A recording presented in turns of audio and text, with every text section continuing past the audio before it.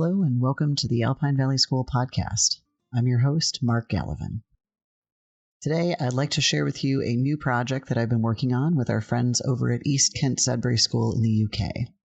We're calling the show Lockdown Learning. It's focused on providing resources to parents who now find themselves in the position of being a home educator in addition to everything else they have on their plates during the global COVID-19 lockdown.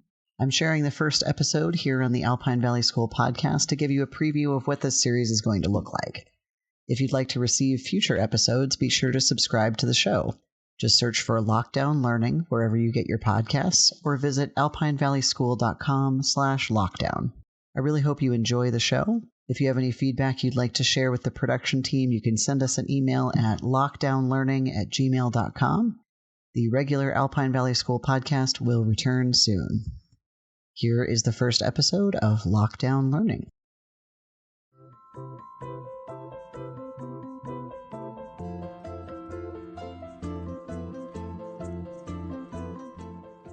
Hello and welcome to the very first episode of the Lockdown Learning podcast.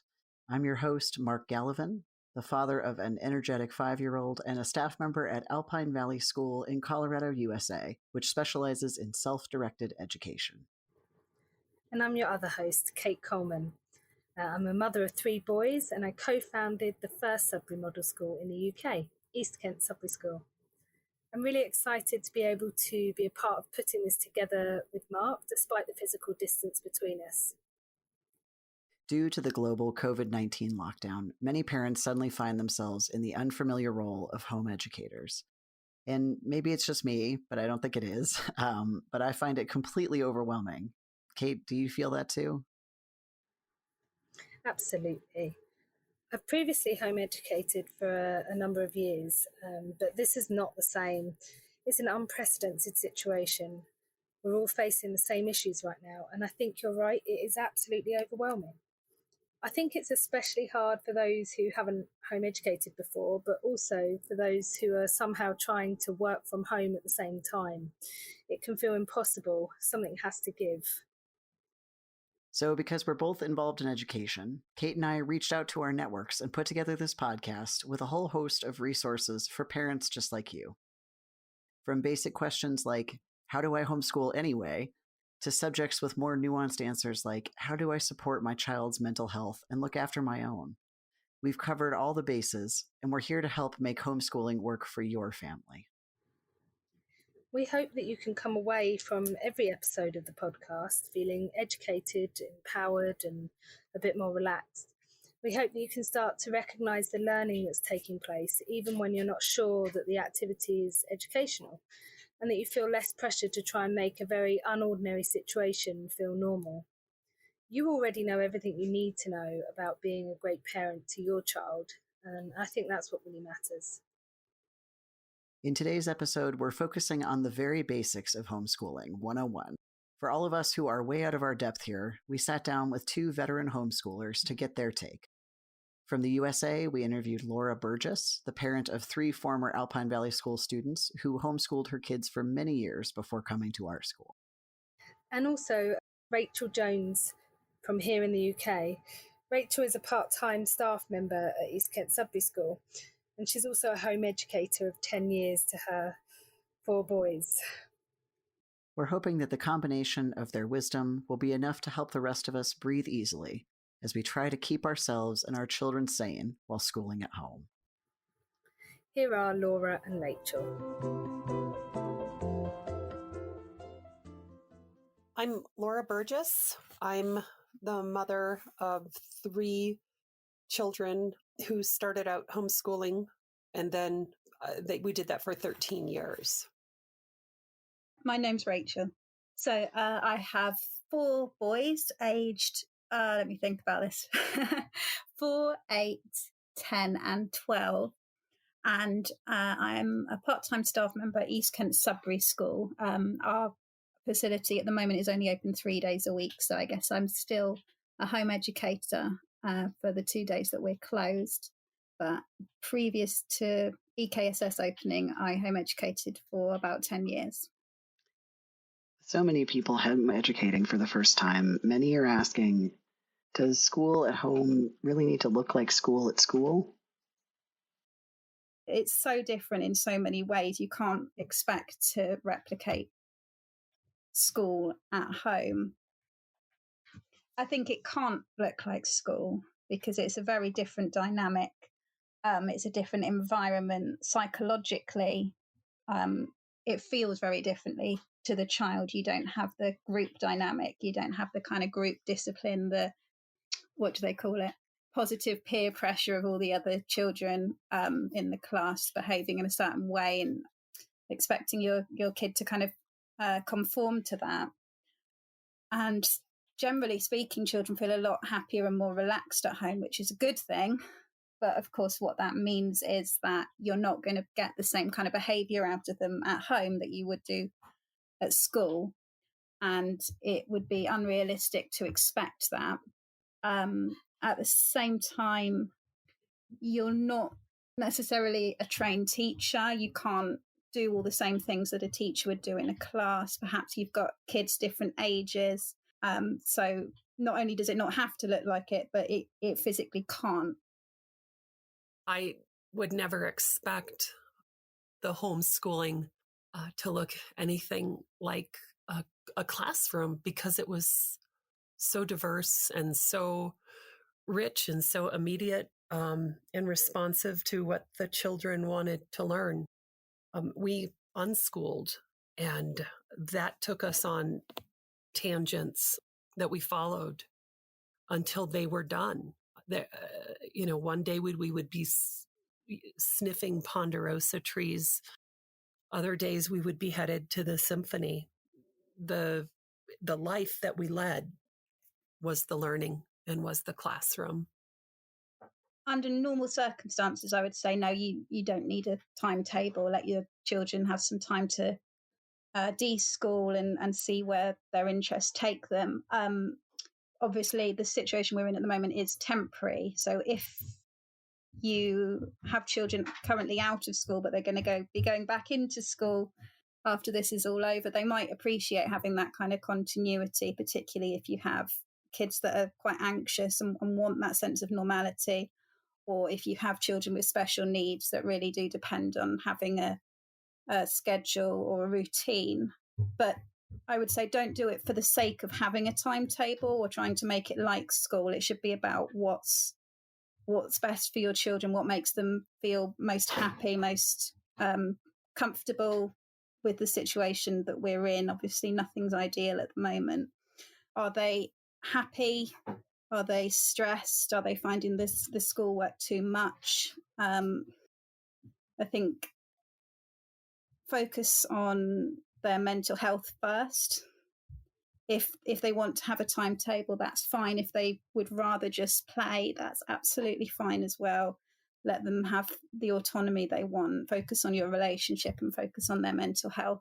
There's as many ways as home educating as there are home educating families. So I have had contact with quite a few parents during this time, and I encouraged them to have faith in the intelligence of their children and to have faith in themselves when something felt too regimented, felt too rigid, to trust themselves and allow for the children to lead the situations, having faith in themselves that they can identify what their children need, and also have faith that the children can absolutely be heard and those needs are valid. What the children need are exactly what should be attended to at that time. So it's been so interesting to talk with clients that are very, very, very nervous, and we have to get this done, and the stress and the anxiety was huge. And then when I told them about my 3 children and how well they managed with the basics of the freedom that they had through the homeschooling, unschooling, I felt like I gave them support for what they were doing and hope for it wasn't as impossible as they thought. Interestingly enough, I do have a friend who is a fellow home educator. And before she home educated her own children, she trained as a teacher. And she said that in some ways she feels kind of glad that she did that. She feels maybe she's a little bit more confident in the kind of academic subjects and that kind of thing. But on the other hand, she feels like she's at a disadvantage because she's been trained to relate to children and to teach children in a certain way. And it just doesn't work like that at home. And she's had to kind of unlearn a lot of that in order to become an effective home educator. And I think that's quite interesting because being a teacher doesn't necessarily prepare you well for home educating your children because, as you said, it's a completely different dynamic. Start off by just concentrating on being their parent, be present, pay attention to what they're interested in, what do they want to do when you give them the freedom to follow their own interests and follow along in their interests with them. Don't try and take over and kind of guide those interests necessarily, but be a resource. And as Laura said, kind of trust their instincts, trust that they know what they want to do and be there to be at hand and to help them. And also there's in our day and age, the information age, there's a heck of a lot of information available online. There's some amazing resources. So my youngest child is a distance teacher. She's student teaching. She's doing this. And I see how the lessons that she's putting forth, I'm observing how a teacher operates. But what I really like is her interfacing with the parents as the parents say, well, it just didn't go anywhere today. And it's interesting to hear a teacher encourage the parent. So I'm super happy to see that and hear that.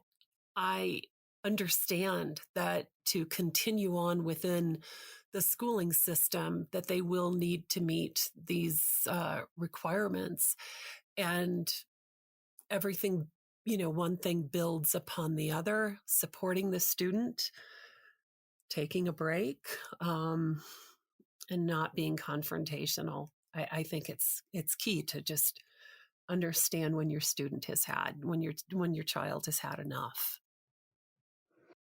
I do really feel for parents and for kids that are in this situation, because on the one hand, I want to say, if they really don't want to do the work, don't make them.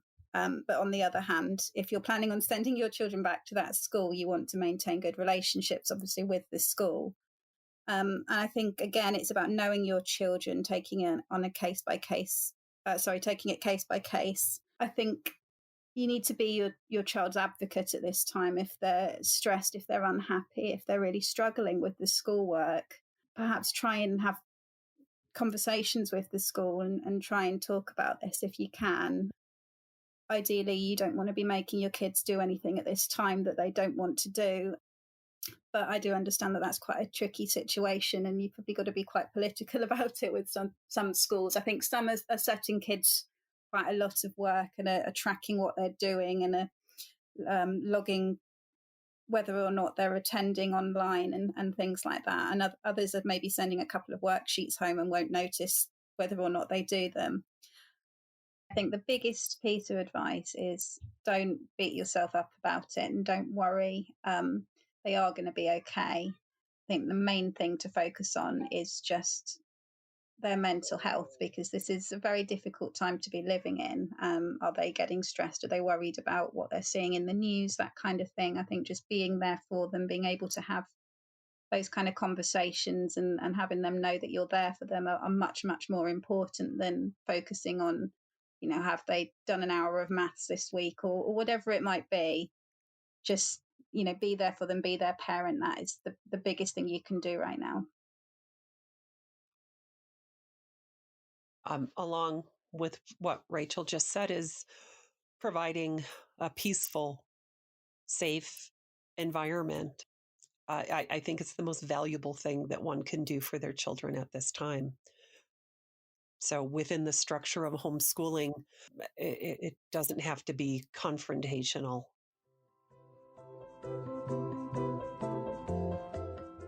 A big thank you to Laura and Rachel for being on the show today. I really appreciated how calm and insightful they both were. Yeah, the message to trust your children and just kind of step away from all the madness really resonated with me. I think we parents can put all of this tremendous pressure on ourselves, and it's so nice to hear that it's okay to just be with our children and that that's enough. That does it for the first episode of the Lockdown Learning podcast. We'd love to hear your feedback as well as any other suggestions you have for future episodes. You can contact the show via email at lockdownlearningpodcast@gmail.com. You can also find out more about East Kent Sudbury School by visiting their website, ekss.org.uk, and you can find Alpine Valley School at alpinevalley.school.com. In the next episode, we'll be focusing on maintaining mental health and well-being during the lockdown. Keep an eye out for that one coming soon. I'm Kate. And I'm Mark. You've been listening to the Lockdown Learning podcast. Until next time, remember to take a deep breath, hug your kids, and pat yourself on the back because we know you absolutely deserve it. Be well.